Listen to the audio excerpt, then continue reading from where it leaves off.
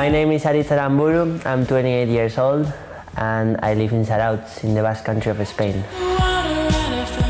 When I was like 14 years old, I won the World Grommet Trophy in Caverton in France.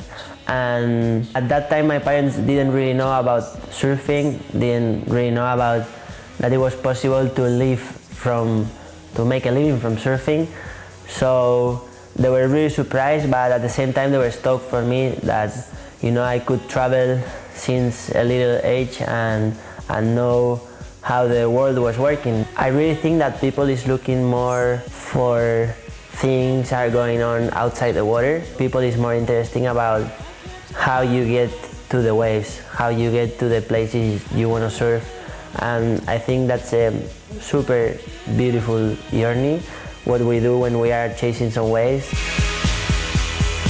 The trip I did with Kepa was one of the best things I ever did in my life.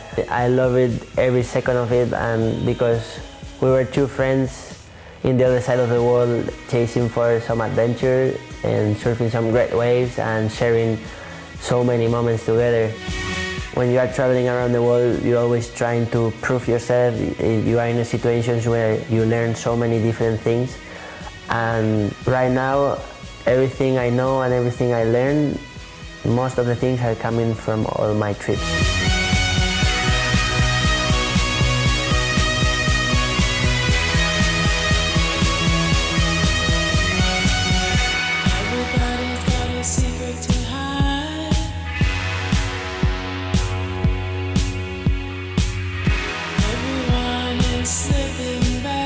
I've seen so many different situations, like poor people, rich people, poor countries, rich countries, and it makes you have a really open perspective.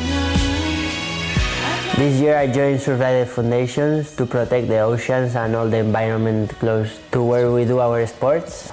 And also Kitesurf, which is an NGO that is helping so many kids with different realities through surfing. These experiences have been one of the greatest things ever happened to me. I have so many different goals because I'm living surfing in many different ways. For me, the ideal scenario is what I'm living right now.